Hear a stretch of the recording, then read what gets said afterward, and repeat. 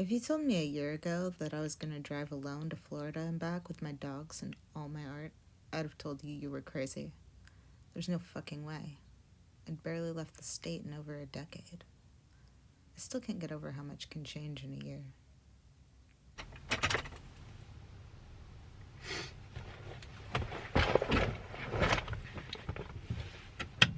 Good boys. We good doggies. Are we ready to go? Are we ready for this long trip? Oh, wow. Oh,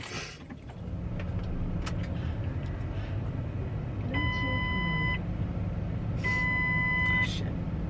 I guess we'll find out. When I left for Florida, I felt like everything had fallen apart. A life I thought I was preparing myself for no longer existed, and I was still feeling the sting of deep betrayal. So when I thought that I had this opportunity in Florida, it felt like the universe was telling me this was meant to be. So I just drove from Seattle to Florida by myself. I left on Thursday, so this is day 6. Oh my god, there's a little iguana in the tree. How cute. Look at the sun. The drive to Florida was increasingly rough. Since I was alone with my dogs, I decided that I would just haul ass and get the drive over with. I rushed straight through the middle of the country in a grand total of 6 days. My theory about driving is that 3 days is the magic number. The first 3 days, it's still an adventure. It's still exciting, and it's about as long as I can deal with not taking a shower. It would also appear that 3 days was about as much as my little car could handle. But nonetheless, I felt so supported on that drive. I had so many people to talk to, so much energy for the new adventure, and so much passion for the new project. When I got to the car dealership in Homestead, I cried. I drove myself across the whole country, by myself. No matter what happened next, that's something I have forever. But once I got to Florida, it became quickly clear to me that things were not what I was expecting. What was presented as a welcome opportunity felt more and more like an inconvenient pity. What was supposed to be a chance for me to live my truest artistic self became an even harsher version of everything I went there to get away from. It got so bad that I wondered if I would feel less alone on the road. It was an absolute disaster. The day things got really bad, I almost packed up and just left right then and there. We ultimately worked it out, but I knew that day that it was over and I had to leave. I felt more alone than ever, and I just wanted to go home. Since I had more time to plan, and I had more experience with driving across the country, I opted for the more scenic route so I could take in more of this country. It was a chance to still get some new experiences and a way to go a little easier on myself, my dogs, and my car. That day in late October when I started on the long road home, I felt relief. I got so lost in the mess of the summer that I was letting anyone with an idea tell me what to do with my life. I knew when I got home it was time to come up with my own plan, but first I had to get there. So, I left the Keys. I'm still in Homestead, which is basically the city before the Keys, but on my way out with my babies.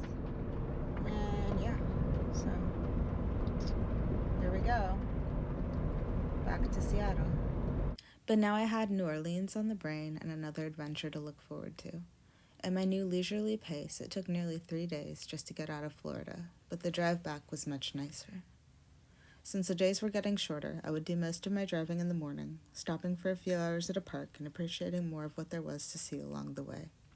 Then finding a Walmart or rest area, I was going to stay out for the night. Everything before Texas was exciting again. I went out of my way to visit more places and gave myself the space to think and breathe. I originally planned to take it a step further and do some painting and writing and other activities, but it always ended up being too inconvenient. It was still very hot out, and getting out a bunch more supplies always felt like too much of a hassle. But it made things harder for me, because I was going on my 4th month of barely making any art. When you have the soul of an artist, not creating feels like a slow death. But I knew I'd be free again once I could get through this trip. The South was its own experience. I had never been through the South before, and I was honestly a bit nervous. I've been fortunate enough that I've never been pulled over in all my years of driving, but it had been quite a while since I'd been in states where not only was weed illegal, but the punishments were still wildly irrational. And I had people tell me before I left that some of the states I'd drive through would pull me over just for having Washington plates. Besides human trafficking and car accidents, it was definitely a concern that occupied my mind. When you have to travel every single literal mile one by one, it can be overwhelming to think ahead. There's a certain part of you that's focused on survival. I was the only one there. My little white dogs, though a solid alarm system, were not much help for protection. Every new location was strange. Every single person I saw was a complete stranger. And even though it sounded quite lonely, it could also be quite liberating. I was just me, and I couldn't hide from it. This trip really forced me to take things slowly and focus on the present moment of what I can experience.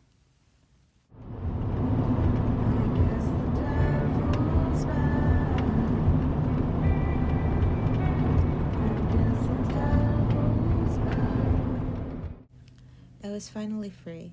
I felt like there was no one left for me to answer to, no opinions that could stop me or tear me down, and all at the same time I felt trapped, still in my car, still alone, no hundreds of miles from anyone or anything I knew. It could feel as powerful as it could feel powerless. When I got out of Florida, I cried. When I got out of Alabama, I cried. When I got out of Mississippi, I cried. Every state border meant I was that much closer to home again. Going to New Orleans was definitely one of the biggest accomplishments of my trip. It was the one place in the United States that I really wanted to go, but never really got the chance. So I'm in New Orleans. Man, this place is wild. It's like a whole other world, truly. All these buildings are so pretty and cool. The street is ghetto as hell. Holy God. I drove around blasting the Princess and the Frog soundtrack. I ate a fresh beignet, and I left an offering for the spirit of Madame Laveau and her voodoo shop. It was perfectly what I wanted it to be. Then again, I was alone with my dogs in 80-degree weather in a city that had the strictest panorama guidelines I'd come across since it began. So there wasn't a whole lot I could actually do there, a fact that was true of most of the trip. On the one hand, having my dogs could be really limiting, but on the other, they made me feel safe and less alone. There are states in this country that I'll be happy to never step foot in again, but Louisiana isn't one of them. There was still so much to see and do there, so much food I didn't get to try, and music I didn't get to enjoy. I definitely want to go back someday and live more of that experience that's the weird little city called New Orleans. You guys, I got beignets, and I am so excited. Oh, they're so hot.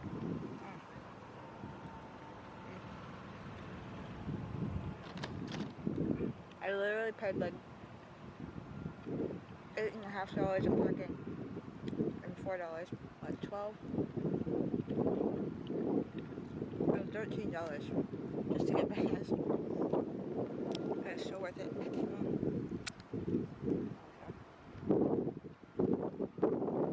That's why it's important for you to see this, because I feel like if you chose this pile, you need to know that the way your life is right now is not the way it is going to be forever.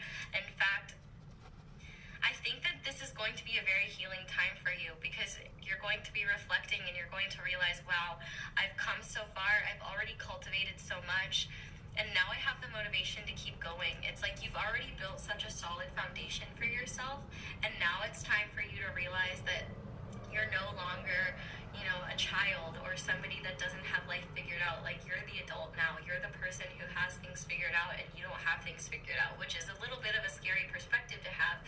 But the freeing thing is that you're just realizing how far you've come, how much you've grown, and the fact that, life is so different and you've overcome so much.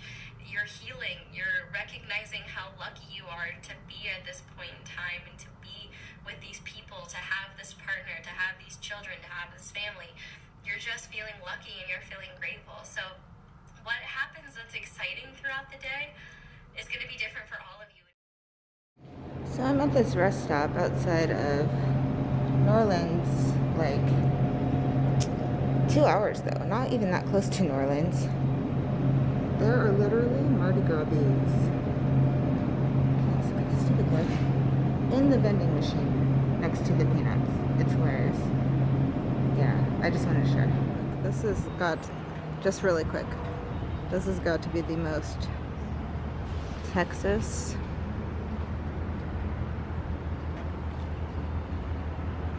Gas station I've ever seen. I'm in Texas, by the way. Yeah. After Louisiana, I had to get through the mighty state of Texas. I'm gonna be honest, I hate Texas. I've hated it since I went there as a child, and now that I know their politics, I hate it even more. This trip only made my hatred grow stronger. Texas is not a friendly place to drive through, with by far the least options for places to sleep in your car, and the least dog-friendly stops in the whole trip. I will admit the Cadillac Ranch was pretty cool. Thankfully, I some crazy how got through the whole state in only 2 days. With less places to stop for rest, the long drive and the heat felt endless sometimes. It felt more like a personal attack the further I ventured inland. After so many days of driving, the road and views started to blur together. For a while, it never felt like I actually was getting any closer to home. I'm actually crying. I'm so happy to be in New Mexico. I'm out of Texas. I'm so happy. Oh, look. Look, look. Look, look, look. Ah, I'm out of Texas. Ah! I hate Texas. I truly believe everything happens for a reason. I had originally planned to drive up the West Coast, but new car trouble in New Mexico left me so over it, I just wanted to get home as quickly as possible. Part of me thinks this was the universe protecting me from the storm that took over the West Coast that week. Heading into Utah meant it was also the end of the nice weather. The days got less fun, and the nights and mornings were ice cold. The drive home took 10 days total. Looking back, I think I know what it was all for. I needed to know that I could do it. Sleeping in my car at rest stops, driving 12 to 14-hour days, spending days alone with myself, living in a way that focused a little more on basic survival. I honestly wouldn't take it back if I could. The lessons and experiences from that trip really showed me how much I was capable of. I doubt I'll ever drive across the United States alone like that again. But you never know. It's not something I ever expected for my life, but I'm glad it all happened. It's a big, huge, mostly boring country, and there's a sign about human trafficking in every single rest stop, which is terrifying. And somewhere in this beautiful land is a place called Machine Gun Land, fun for the whole family. But it's also kind of great. It's fascinating and different and beautiful and well worth it. Thank you for following me on my adventure across the United States. For more content about my adventures, please like and subscribe. If you made it this far into the video, comment below your favorite road trip story, or just leave a car emoji so I know you made it to the end. And remember to do everything with love. Bear.